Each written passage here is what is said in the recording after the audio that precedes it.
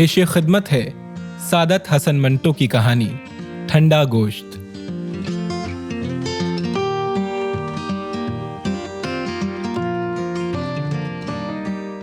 ईशर सिंह जूं ही होटल के कमरे में दाखिल हुआ, कुलवंत कौर पलंग पर से उठी, अपनी तेज तेज आंखों से उसकी तरफ घूर कर देखा और दरवाजे की चटखनी बंद कर दी।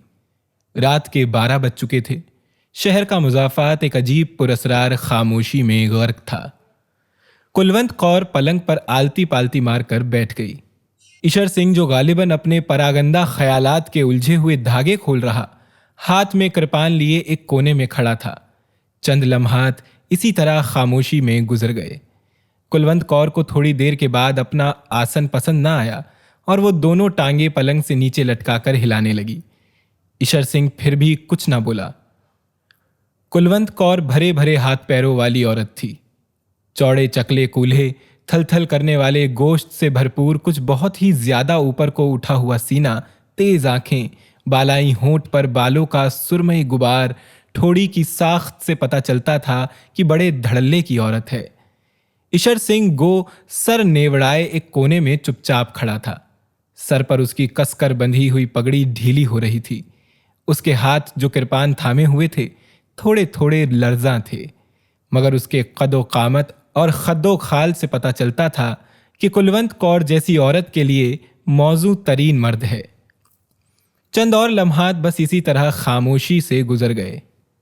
कुलवंत कौर छलक पड़ी, लेकिन तेज तेज आंखों को बचाकर वो सिर्फ इस कदर कह सकी, ईशर सैया। ईशर सिंह ने गर्दन उठाकर कुलवंत कौर की तरफ देखा, मगर उसकी निगाहों की गोलियों की ताब ना लाकर मुंह दूसरी तरफ मोड़ लिया। कुलवंत कौर चिल्लाई, ईशर सैया, लेकिन फौरन ही आवाज भींच ली और पलंग पर से उठकर उसकी जानिब जाते हुए बोली, कहां रहे तुम इतने दिन? ईशर सिंह ने खुश्क होंठों पर जबान फेरी, मुझे मालूम नहीं। कुलवंत कौर भन्ना गई, यह भी कोई माया जवाब है? ईशर सिंह ने कृपान एक तरफ फेंक दी और पलंग पर लेट गया। ऐसा मालूम होता था कि वो कई दिनों का बीमार है। कुलवंत कौर ने पलंग की तरफ देखा, जो अब ईशर सिंह से लबालब भरा था। उसके दिल में हमदर्दी का जज्बा पैदा हो गया। चुनांचे उसके माथे पर हाथ रखकर उसने बड़े प्यार से पूछा, जानी, क्या हुआ तुम्हें? ईशर सिंह छत की तरफ देख रहा था। उससे निगाहें हटाकर उसने कुलवंत कौर के मानूस चेहरे को टटोलना शुरू किया। कुलवंत, आवाज में दर्द था। कुलवंत कौर सारी की सारी सिमट कर अपने बालाई होठ में आ गई। हां जानी, कहकर वो उसको दांतों से काटने लगी। ईशर सिंह ने पगड़ी उतार दी। कुलवंत कौर की तरफ सहारा लेने वाली निगाहों से देखा। उसके गोश्त भरे कूल्हे पर जोर से धप्पा मारा और सर को झटका देकर अपने आप से कहा, यह कुड़ी का दिमाग ही खराब है। झटका देने से उसके केस खुल गए। कुलवंत कौर उंगलियों से उनमें कंघी करने लगी। ऐसा करते हुए उसने बड़े प्यार से पूछा, ईशर सैया, कहां रहे तुम इतने दिन? बूरे की मां के घर। ईशर सिंह ने कुलवंत कौर को घूर कर देखा और दफतन दोनों हाथों से उसके उभरे हुए सीने को मसलने लगा। कसम वाहेगुरु की, बड़ी जानदार औरत है। कुलवंत कौर ने एक अदा के साथ ईशर सिंह के हाथ एक तरफ झटक दिए और पूछा, तुम्हें मेरी कसम, बताओ कहां रहे? शहर गए थे? ईशर सिंह ने एक ही लपेट में अपने बालों का जूड़ा बनाते हुए जवाब दिया, नहीं। कुलवंत कौर चिढ़ गई, नहीं, तुम जरूर शहर गए थे और तुमने बहुत सा रुपया लूटा है, मुझसे छुपा रहे हो। वो अपने बाप का तुख्म ना हो जो तुमसे झूठ बोले। कुलवंत कौर थोड़ी देर के लिए खामोश हो गई, लेकिन फौरन ही भड़क उठी, लेकिन मेरी समझ में नहीं आता, उस रात तुम्हें क्या हुआ? अच्छे भले मेरे साथ लेटे थे। मुझे तुमने वो तमाम गहने पहना रखे थे जो तुम शहर से लूट कर लाए थे। मेरी भप्पियां ले रहे थे, पर जाने एकदम तुम्हें क्या हुआ, उठे और कपड़े पहनकर बाहर निकल गए। ईशर सिंह का रंग जर्द हो गया। कुलवंत कौर ने यह तब्दीली देखते ही कहा, देखा कैसे रंग नीला पड़ गया। ईशर सैया, कसम वाहेगुरु की, जरूर कुछ दाल में काला है। तेरी जान की कसम, कुछ भी नहीं। ईशर सिंह की आवाज बेजान थी। कुलवंत कौर का शुबह और ज्यादा मजबूत हो गया, बालाई होंठ भींचकर उसने एक एक लफ्ज पर जोर देते हुए कहा, ईश्वर सैया, क्या बात है? तुम वो नहीं जो आज से 8 रोज पहले थे। ईश्वर सिंह एकदम उठ बैठा, जैसे किसी ने उस पर हमला किया है। कुलवंत कौर को अपने तनोमंद बाजुओं में समेटकर उसने पूरी कुव्वत के साथ उसे भंभोड़ना शुरू कर दिया। जानी मैं वही हूं, घट घट पा जफियां, तेरी निकले हंडा दी गर्मी। कुलवंत कौर ने मुजाहमत ना की, लेकिन वो शिकायत करती रही, तुम्हें उस रात हो क्या गया था? बूरे की मां का वो हो गया था। बताओगे नहीं? कोई बात हो तो बताऊं, मुझे अपने हाथों से जलाओ अगर झूठ बोलो। ईश्वर सिंह ने अपने बाजू उसकी गर्दन में डाल दिए और होठ उसके होठों में गाड़ दिए। मूछों के बाल कुलवंत कौर के नथनों में घुसे तो उसे छींक आ गई। दोनों हंसने लगे। ईश्वर सिंह ने अपनी सदरी उतार दी और कुलवंत कौर को शहवत भरी नजरों से देखकर कहा, आ जाओ, एक बाजी ताश की हो जाए। कुलवंत कौर के बालाई होंठ पर पसीने की नन्ही नन्ही बूंदें फूट आईं। एक अदा के साथ उसने अपनी आंखों की पुतलियां घुमाई और कहा, चल दफा हो। ईश्वर सिंह ने उसके भरे हुए कूल्हे पर जोर से चुटकी भरी। कुलवंत कौर तड़प कर एक तरफ हट गई। ना कर ईश्वर सैया, मेरे दर्द होता है। ईश्वर सिंह ने आगे बढ़कर कुलवंत कौर का बालाई होंठ अपने दांतों तले दबा लिया और किचकिचाने लगा। कुलवंत कौर बिल्कुल पिघल गई। ईश्वर सिंह ने अपना कुर्ता उतार के फेंक दिया और कहा, लो फिर हो जाए तुरुप चाल। कुलवंत कौर का बालाई होंठ कपकपाने लगा। ईश्वर सिंह ने दोनों हाथों से कुलवंत कौर की कमीज का घेरा पकड़ा और जिस तरह बकरे की खाल उतारते हैं, इसी तरह उसको उतार कर एक तरफ रख दिया। फिर उसने घूर के उसके नंगे बदन को देखा और जोर से उसके बाजू पर चुटकी भरते हुए कहा, कुलवंत, कसम वाहेगुरु की, बड़ी करारी औरत है तू। कुलवंत कौर अपने बाजू पर उभरते हुए लाल धब्बे को देखने लगी। बड़ा जालिम है तू ईश्वर सैया। ईश्वर सिंह अपनी घनी काली मूछों से मुस्कुराया। होने दे आज जुल्म।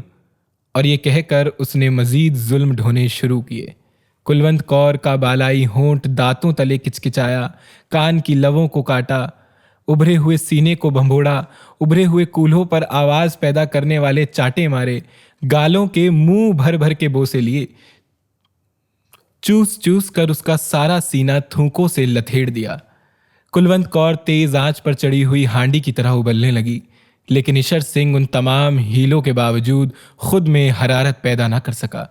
जितने गुर और जितने दाव उसे याद थे, सब के सब उसने पिट जाने वाले पहलवान की तरह इस्तेमाल कर दिए, पर कोई कारगर ना हुआ। कुलवंत कौर ने, जिसके बदन के सारे तार तन कर खुद ब खुद बज रहे थे, गैर जरूरी छेड़छाड़ से तंग आकर कहा, ईश्वर सैया, काफी फेंट चुका है, अब पत्ता फेंक। ये सुनते ही ईश्वर सिंह के हाथ से जैसे ताश की सारी गड्डी नीचे फिसल गई। हाँफता हुआ वो कुलवंत कौर के पहलू में लेट गया और उसके माथे पर सर्द पसीने के लेप होने लगे। कुलवंत कौर ने उसे गरमाने की बहुत कोशिश की, मगर नाकाम रही।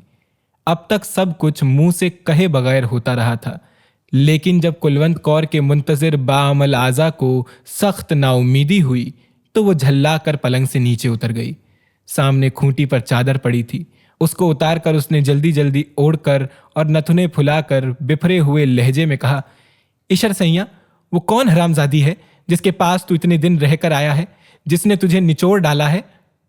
ईश्वर सिंह पलंग पर लेटा हाँफता रहा और उसने कोई जवाब ना दिया। कुलवंत कौर गुस्से से उबलने लगी। मैं पूछती हूं, कौन है चड्डू? कौन है वो उल्फती? कौन है वो चोर पत्ता? ईश्वर सिंह ने थके हुए लहजे में जवाब दिया, कोई भी नहीं कुलवंत, कोई भी नहीं। कुलवंत कौर ने अपने भरे हुए कूल्हों पर हाथ रखकर एक अज़्म के साथ कहा, ईश्वर सैया, मैं आज झूठ सच जान के रहूंगी। खा वाहेगुरु जी की कसम, क्या उसकी तह में कोई औरत नहीं? ईश्वर सिंह ने कुछ कहना चाहा, मगर कुलवंत कौर ने उसकी इजाजत ना दी। कसम खाने से पहले सोच ले कि मैं सरदार निहाल सिंह की बेटी हूं। तिक्का बोटी कर दूंगी अगर तूने झूठ बोला। ले अब खा वाहेगुरु जी की कसम, क्या इसकी तह में कोई औरत नहीं? ईश्वर सिंह ने बड़े दुख के साथ इस बात में सर हिलाया। कुलवंत कौर बिल्कुल दीवानी हो गई। लपक कर कोने में से कृपान उठाई, मयान को केले के छिलके की तरह उतार कर एक तरफ फेंका और ईश्वर सिंह पर वार कर दिया। आन की आन में लहू के फव्वारे छूट पड़े। कुलवंत कौर की इससे भी तसल्ली ना हुई तो उसने वहशी बिल्लियों की तरह ईशर सिंह के केस नोचने शुरू कर दिए। साथ ही साथ वो अपनी नामालूम सौत को मोटी मोटी गालियां देती रही। ईशर सिंह ने थोड़ी देर के बाद नकाहत भरी इल्तिजा की, जाने दे कुलवंत, जाने दे। आवाज में बला का दर्द था। कुलवंत कौर पीछे हट गई। खून ईशर सिंह के गले से उड़ उड़ कर उसकी मूछों पर गिर रहा था। उसने अपने लर्जा होठ खोले और कुलवंत कौर की तरफ शुक्रिया और गिले की मिलीजुली निगाहों से देखा। मेरी जान, तुमने बहुत जल्दी की, लेकिन जो हुआ ठीक है। कुलवंत कौर का हसद फिर भड़का। मगर वो कौन है तुम्हारी मां? लहू ईशर सिंह की जबान तक पहुंचा। जब उसने उसका जायका चखा तो उसके बदन पर झुरझुरी सी दौड़ गई। और मैं 6 आदमियों को कत्ल कर चुका हूं इसी कृपान से। कुलवंत कौर के दिमाग में सिर्फ दूसरी औरत थी। मैं पूछती हूं, कौन है वो हरामजादी? ईशर सिंह की आंखें धुंधला रही थी।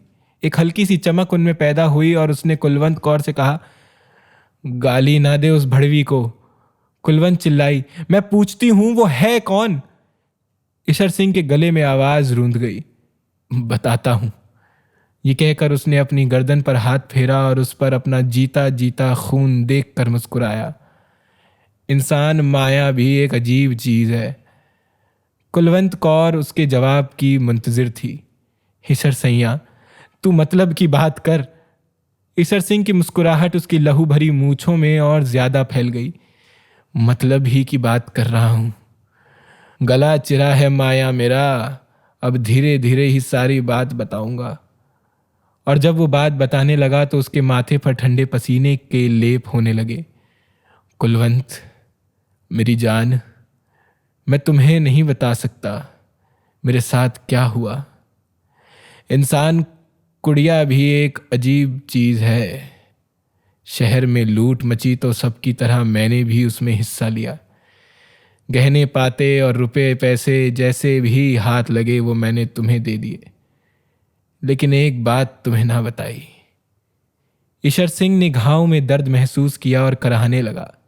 कुलवंत कौर ने उसकी तरफ तवज्जो न दी और बड़ी बेरहमी से पूछा, कौन सी बात?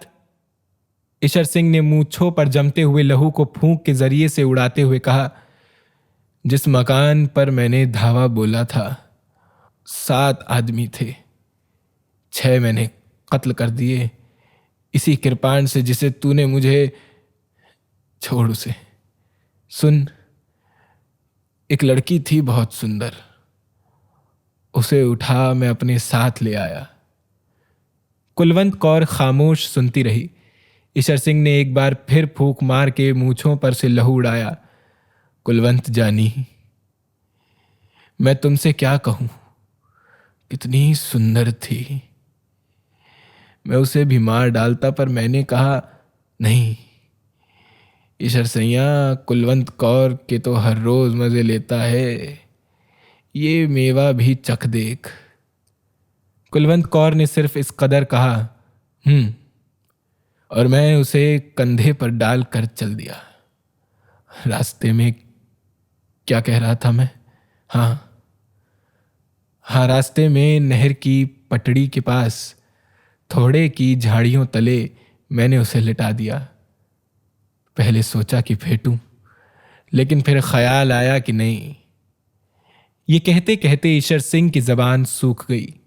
कुलवंत कौर ने थूक निगल कर अपना हलक तर कर लिया, फिर पूछा, फिर क्या हुआ? ईशर सिंह के हलक से बमुश्किल ये अल्फाज निकले, मैंने पत्ता फेंका, लेकिन उसकी आवाज डूब गई। कुलवंत कौर ने उसे झंझोड़ा, फिर क्या हुआ? ईशर सिंह ने अपनी बंद होती हुई आंखें खोली और कुलवंत कौर के जिस्म की तरफ देखा, जिसकी बोटी बोटी थिरक रही थी। वो मरी हुई थी, लाश थी, बिल्कुल ठंडा गोश्त। जानी, मुझे अपना हाथ दे। कुलवंत कौर ने अपना हाथ ईशर सिंह के हाथ पर रखा। जो बर्फ से भी ज्यादा ठंडा था।